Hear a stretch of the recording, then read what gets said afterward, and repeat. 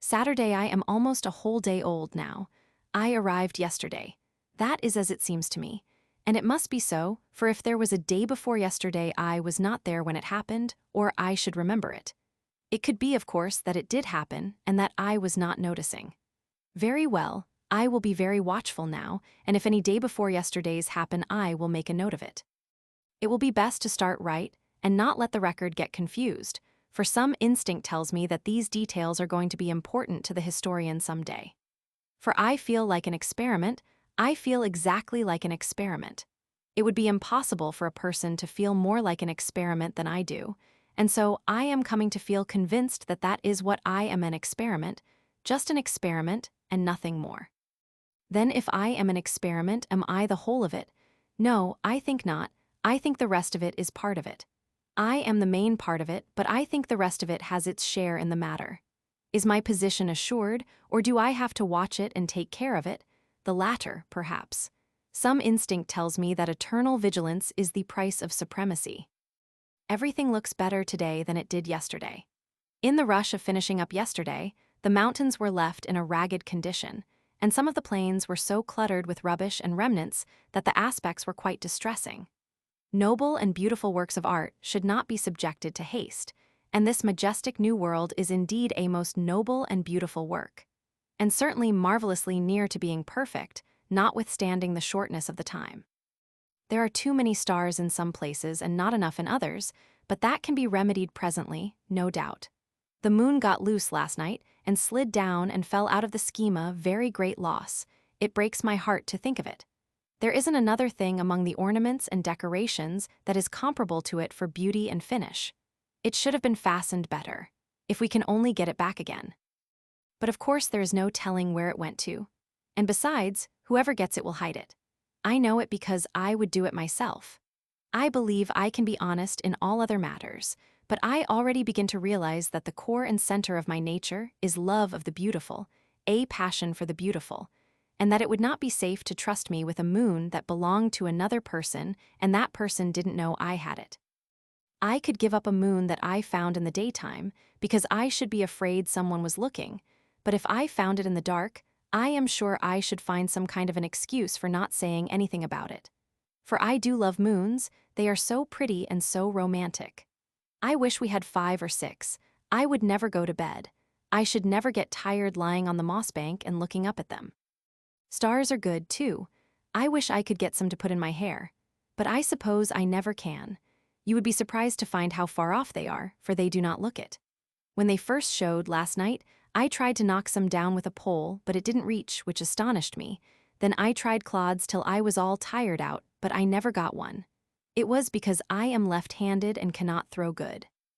Even when I aimed at the one I wasn't after, I couldn't hit the other one, though I did make some close shots.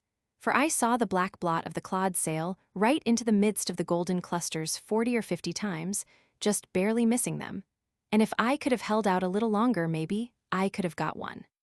So I cried a little, which was natural, I suppose, for one of my age, and after I was rested I got a basket and started for a place on the extreme rim of the circle, where the stars were close to the ground, and I could get them with my hands, which would be better anyway, because I could gather them tenderly then and not break them. But it was farther than I thought, and at last I had to give it up. I was so tired I couldn't drag my feet another step, and besides, they were sore and hurt me very much. I couldn't get back home. It was too far and turning cold, but I found some tigers and nestled in among them and was most adorably comfortable, and their breath was sweet and pleasant because they live on strawberries. I had never seen a tiger before, but I knew them in a minute by the stripes. If I could have one of those skins, it would make a lovely gown. Today I am getting better ideas about distances. I was so eager to get hold of every pretty thing that I giddily grabbed for it, sometimes when it was too far off, and sometimes when it was but 6 inches away but seemed a foot, alas, with thorns between. I learned a lesson. Also I made an axiom, all out of my own head, my very first one. The scratched experiment shuns the thorn. I think it is a very good one for one so young. I followed the other experiment around, yesterday afternoon at a distance, to see what it might be for if I could. But I was not able to make out. I think it is a man. I had never seen a man, but it looked like one, and I feel sure that that is what it is. I realize that I feel more curiosity about it than about any of the other reptiles. If it is a reptile, and I suppose it is, for it has frowsy hair and blue eyes and looks like a reptile. It has no hips, it tapers like a carrot when it stands, it spreads itself apart like a derrick. So I think it is a reptile, though it may be architecture. I was afraid of it at first and started to run every time it turned around, for I thought it was going to chase me. But by and by I found it was only trying to get away, so after that I was not timid anymore, but tracked it along, several hours, about 20 yards behind, which made it nervous and unhappy. At last it was a good deal worried, and climbed a tree. I waited a good while, then gave it up and went home. Today the same thing over. I've got it up the tree again. Sunday it is up there yet. Resting, apparently, but that is a subterfuge.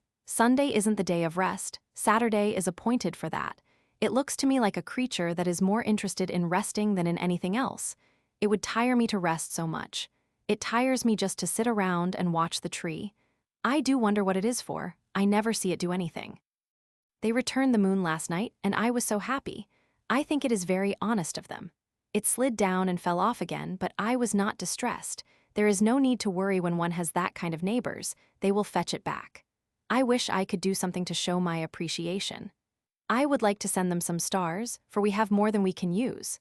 I mean I, not we, for I can see that the reptile cares nothing for such things. It has low tastes and is not kind. When I went there yesterday evening in the gloaming it had crept down and was trying to catch the little speckled fishes that play in the pool, and I had to clod it to make it go up the tree again and let them alone. I wonder if that is what it is for. Hasn't it any heart? Hasn't it any compassion for those little creatures? Can it be that it was designed and manufactured for such ungentle work? It has the look of it. One of the clods took it back of the ear, and it used language. It gave me a thrill, for it was the first time I had ever heard speech, except my own. I did not understand the words, but they seemed expressive. When I found it could talk, I felt a new interest in it, for I love to talk. I talk all day and in my sleep, too, and I am very interesting. But if I had another to talk to, I could be twice as interesting and would never stop if desired. If this reptile is a man, it isn't and it is it. That wouldn't be grammatical, would it? I think it would be he. I think so. In that case, one would parse it thus: nominative he, dative him, possessive hisn. Well, I will consider it a man and call it he until it turns out to be something else. This will be handier than having so many uncertainties. Next week Sunday, all the week I tagged around after him and tried to get acquainted. I had to do the talking because he was shy, but I didn't mind it. He seemed pleased to have me around, and I used the sociable we a good deal because it seemed to flatter him to be included. Wednesday we are getting along very well indeed now and getting better and better acquainted. He does not try to avoid me anymore, which is a good sign and shows that he likes to have me with him. That pleases me, and I study to be useful to him in every way I can so as to increase his regard. During the last day or two, I have taken all the work of naming things off his hands, and this has been a great relief to him, for he has no gift in that line and is evidently very grateful. He can't think of a rational name to save him, but I do not let him see that I am aware of his defect. Whenever a new creature comes along, I name it before he has time to expose himself by an awkward silence. In this way, I have saved him many embarrassments. I have no defect like this. The minute I set eyes on an animal, I know what it is. I don't have to reflect a moment. The right name comes out instantly, just as if it were an inspiration, as no doubt it is, for I am sure it wasn't in me half a minute before. I seem to know just by the shape of the creature and the way it acts what animal it is. When the dodo came along, he thought it was a wildcat. I saw it in his eye. But I saved him, and I was careful not to do it in a way that could hurt his pride. I just spoke up in a quite natural way of pleasing surprise, and not as if I was dreaming of conveying information, and said, "Well, I do declare, if there isn't the dodo." I explained without seeming to be explaining how I know it for a dodo, and although I thought maybe he was a little piqued that I knew the creature when he didn't, it was quite evident that he admired me. That was very agreeable, and I thought of it more than once with gratification before I slept. How little a thing can make us happy when we feel that we have earned it. Thursday, my first sorrow. Yesterday he avoided me and seemed to wish I would not talk to him. I could not believe it and thought there was some mistake, for I loved to be with him and loved to hear him talk, and so how could it be that he could feel unkind toward me when I had not done anything? But at last it seemed true, so I went away and sat lonely in the place where I first saw him the morning that we were made, and I did not know what he was and was indifferent about him. But now it was a mournful place, and every little thing spoke of him, and my heart was very sore. I did not know why very clearly, for it was a new feeling.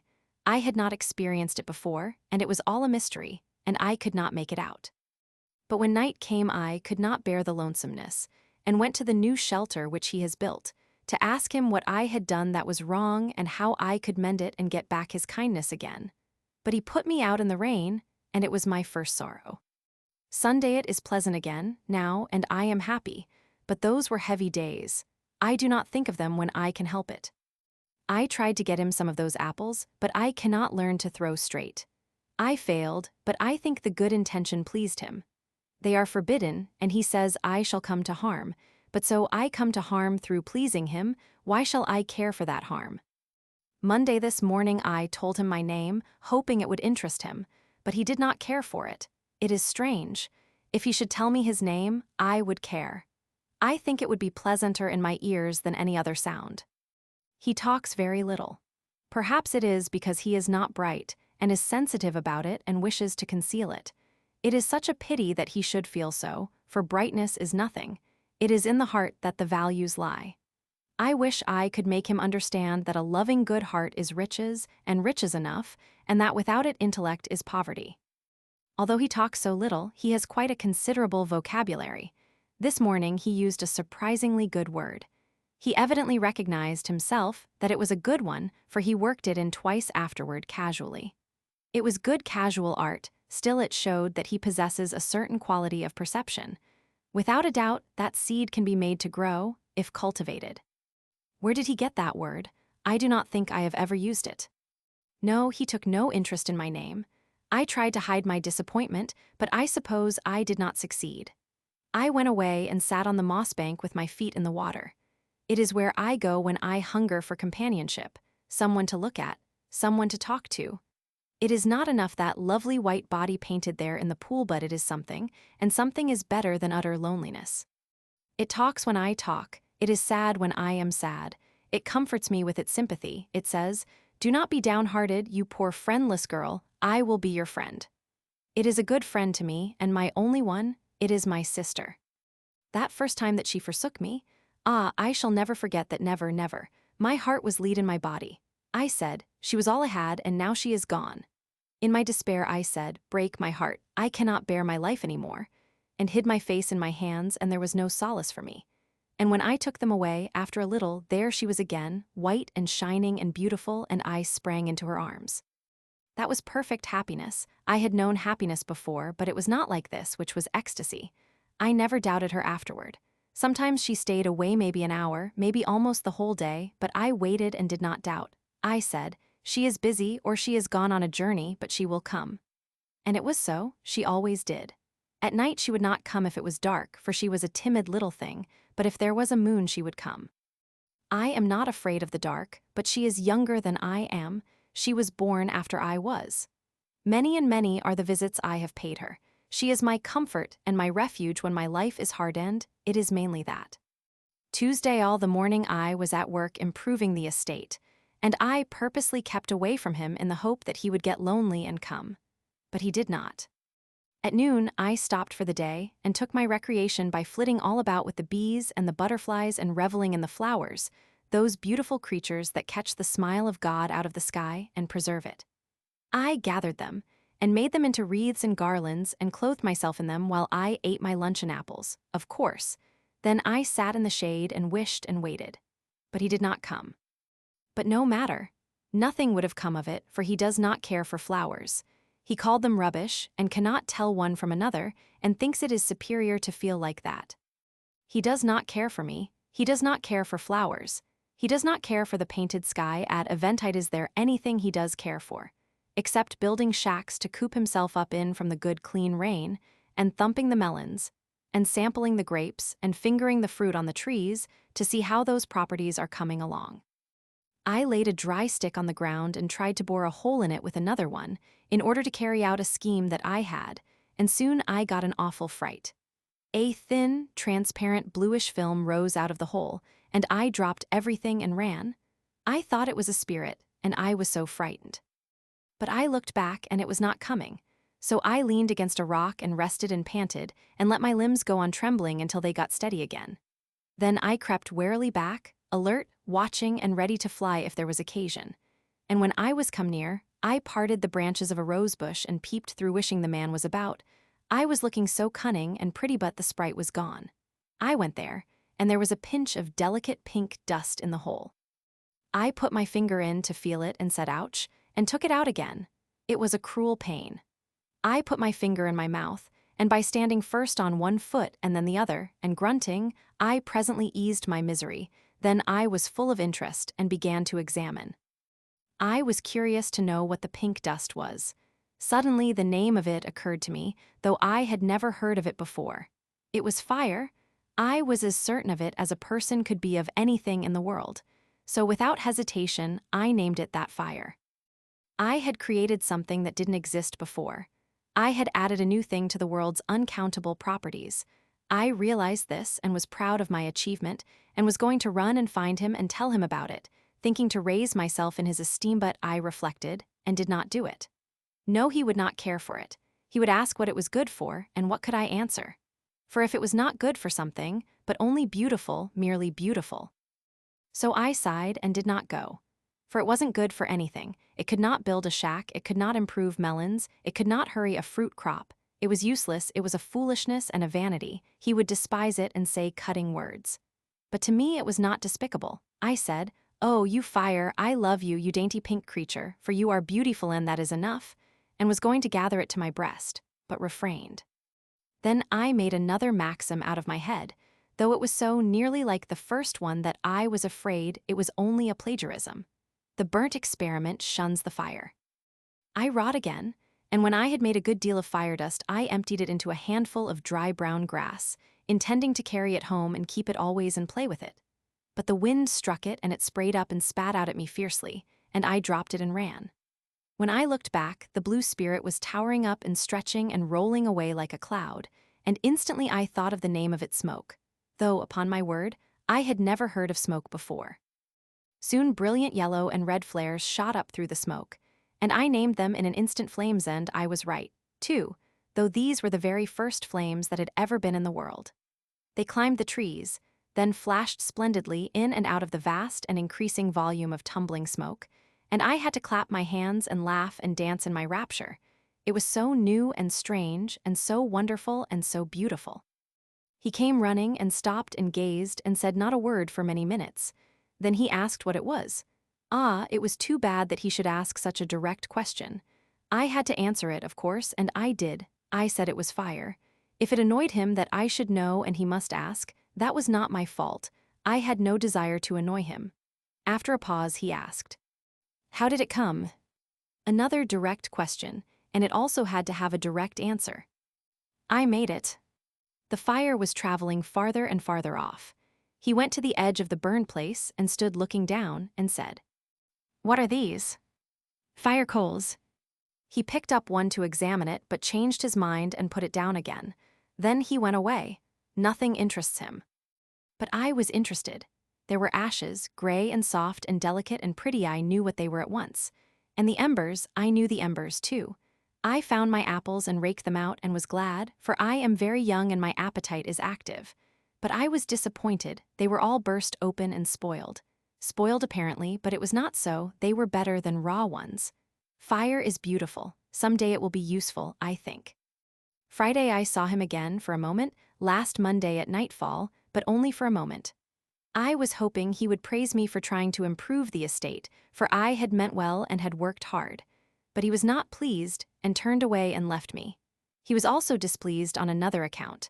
I tried once more to persuade him to stop going over the falls. That was because the fire had revealed to me a new passion, quite new, and distinctly different from love, grief, and those others which I had already discovered fear. And it is horrible, I wish I had never discovered it.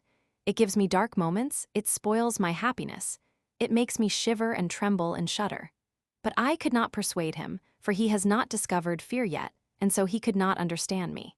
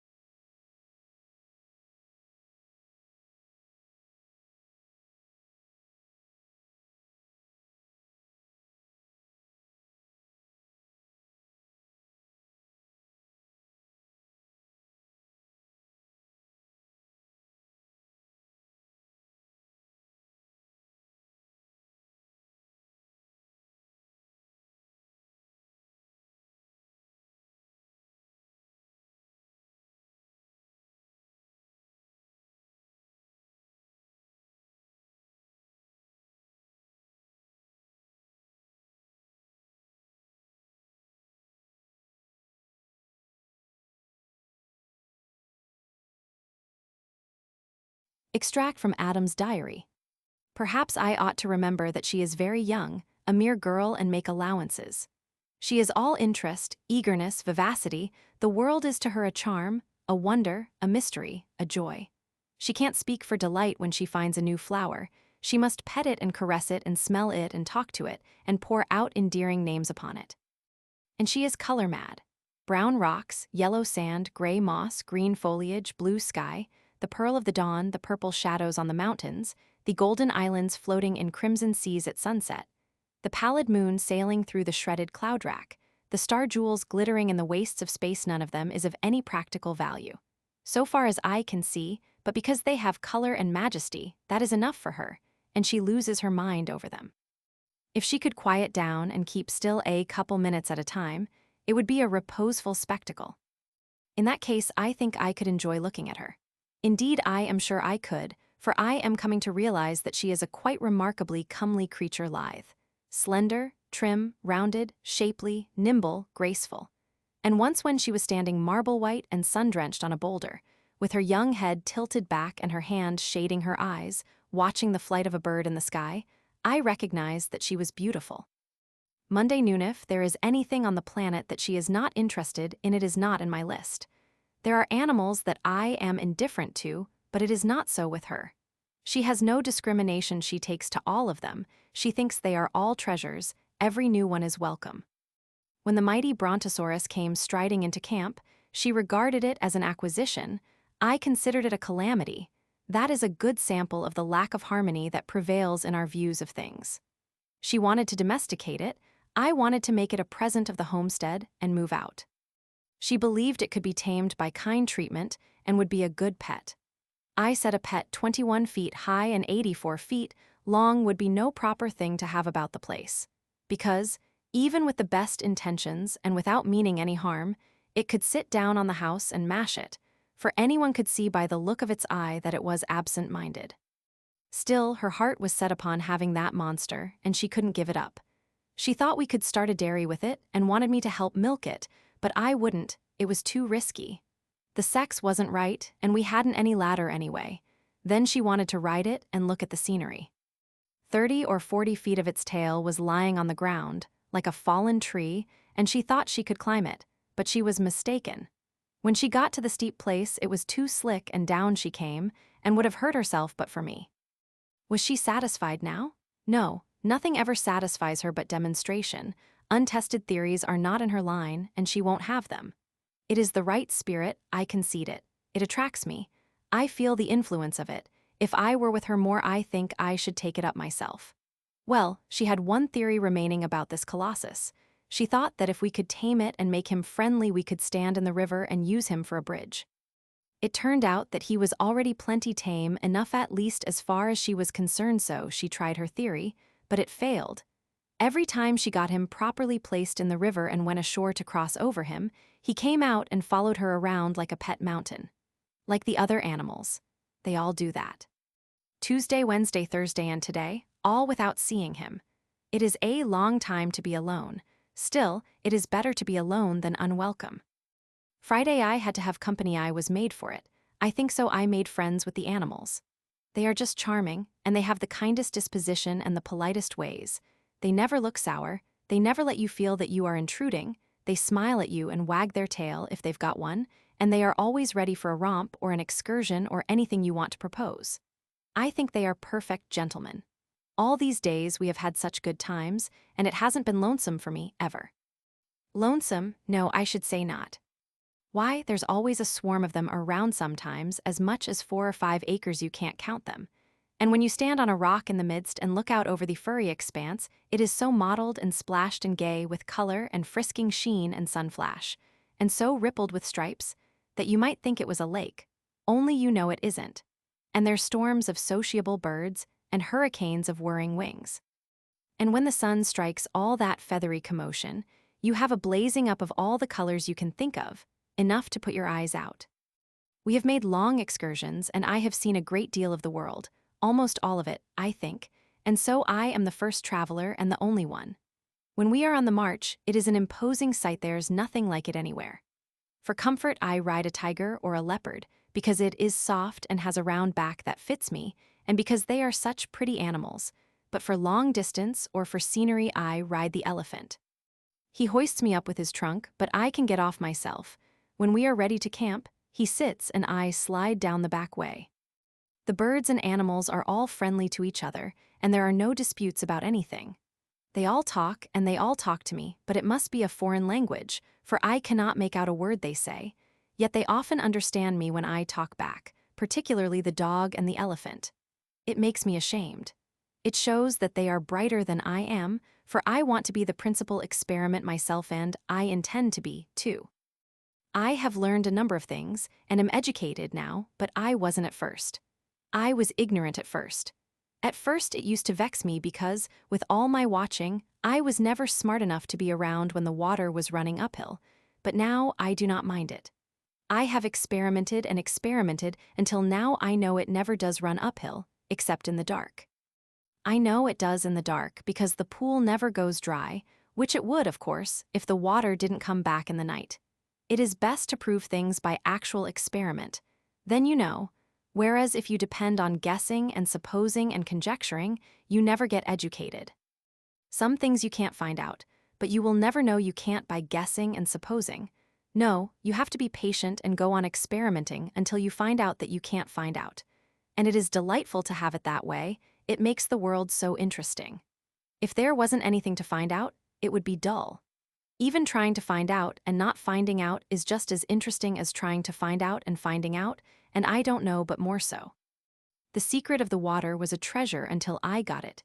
Then the excitement all went away, and I recognized a sense of loss. By experiment, I know that wood swims, and dry leaves and feathers and plenty of other things. Therefore, by all that cumulative evidence, you know that a rock will swim. But you have to put up with simply knowing it, for there isn't any way to prove it up to now. But I shall find a way, then that excitement will go. Such things make me sad, because by and by when I have found out everything there won't be any more excitements, and I do love excitement so. The other night I couldn't sleep for thinking about it. At first I couldn't make out what I was made for, but now I think it was to search out the secrets of this wonderful world and be happy and thank the giver of it all for devising it. I think there are many things to learn, yet I hope so. And by economizing and not hurrying too fast, I think they will last weeks and weeks. I hope so. When you cast up a feather, it sails away on the air and goes out of sight. Then you throw up a clod, and it doesn't. It comes down, every time. I have tried it, and it is always so. I wonder why it is. Of course it doesn't come down, but why should it seem to? I suppose it is an optical illusion. I mean, one of them is. I don't know which one.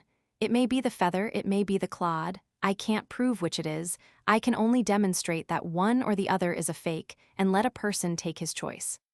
By watching, I know that the stars are not going to last. I have seen some of the best ones melt and run down the sky. Since one can melt, they can all melt. Since they can all melt the same night. That sorrow will come, I know it.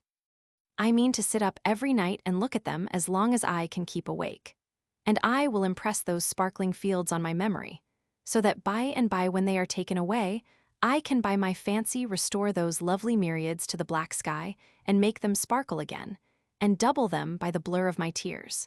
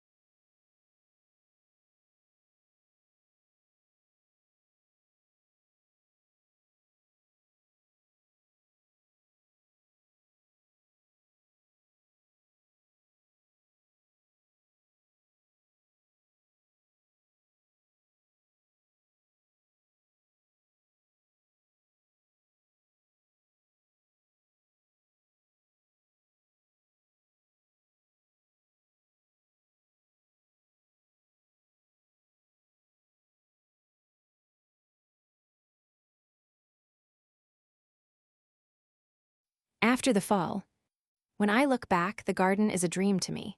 It was beautiful, surpassingly beautiful, enchantingly beautiful, and now it is lost, and I shall not see it any more.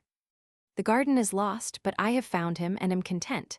He loves me as well as he can. I love him with all the strength of my passionate nature, and this, I think, is proper to my youth and sex. If I ask myself why I love him, I find I do not know, and do not really much care to know. So I suppose that this kind of love is not a product of reasoning and statistics, like one's love for other reptiles and animals.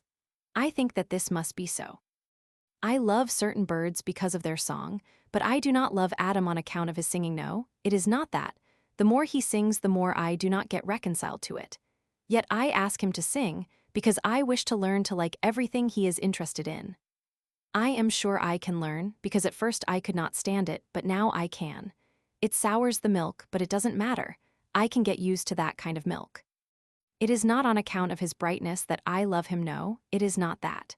He is not to blame for his brightness, such as it is, for he did not make it himself. He is as God make him, and that is sufficient. There was a wise purpose in it that I know. In time it will develop, though I think it will not be sudden, and besides, there is no hurry. He is well enough just as he is. It is not on account of his gracious and considerate ways and his delicacy that I love him. No, he has lacks in this regard, but he is well enough just so, and is improving. It is not on account of his industry that I love him. No, it is not that. I think he has it in him, and I do not know why he conceals it from me. It is my only pain. Otherwise he is frank and open with me now. I am sure he keeps nothing from me but this. It grieves me that he should have a secret from me, and sometimes it spoils my sleep, thinking of it, but I will put it out of my mind. It shall not trouble my happiness, which is otherwise full to overflowing. It is not on account of his education that I love him. No, it is not that. He is self-educated, and does really know a multitude of things, but they are not so. It is not on account of his chivalry that I love him. No, it is not that. He told on me, but I do not blame him. It is a peculiarity of sex, I think, and he did not make his sex. Of course I would not have told on him, I would have perished first, but that is a peculiarity of sex, too, and I do not take credit for it, for I did not make my sex. Then why is it that I love him? Merely because he is masculine, I think. At bottom he is good, and I love him for that, but I could love him without it. If he should beat me and abuse me, I should go on loving him. I know it. It is a matter of sex, I think. He is strong and handsome, and I love him for that, and I admire him and am proud of him, but I could love him without those qualities. If he were plain, I should love him. If he were a wreck, I should love him, and I would work for him and slave over him and pray for him and watch by his bedside until I died. Yes, I think I love him merely because he is mine and is masculine. There is no other reason, I suppose. And so I think it is as I first said, that this kind of love is not a product of reasonings and statistics. It just comes none knows whence and cannot explain itself, and doesn't need to. It is what I think.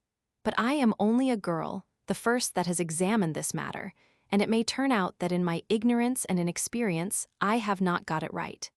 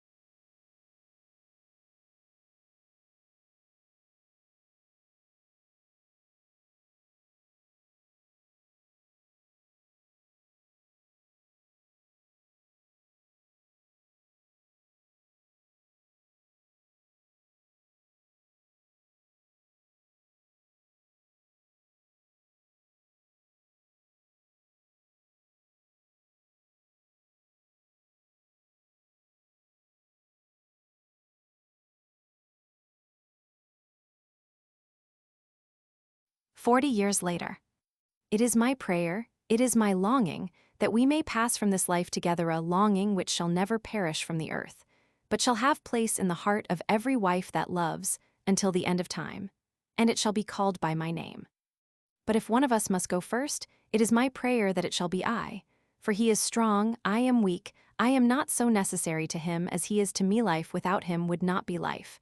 How could I endure it? This prayer is also immortal, and will not cease from being offered up while my race continues.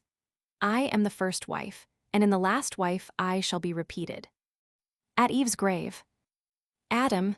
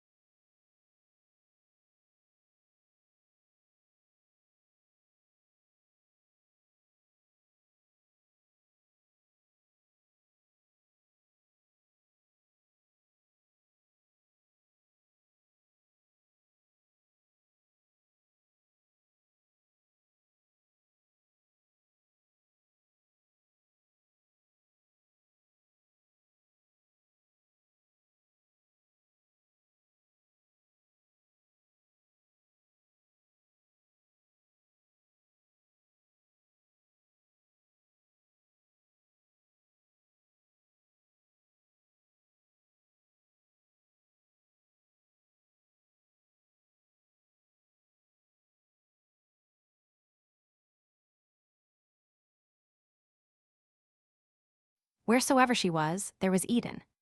End of the Project Gutenberg ebook of Eve's Diary, complete by Mark Twain, Samuel Clemens.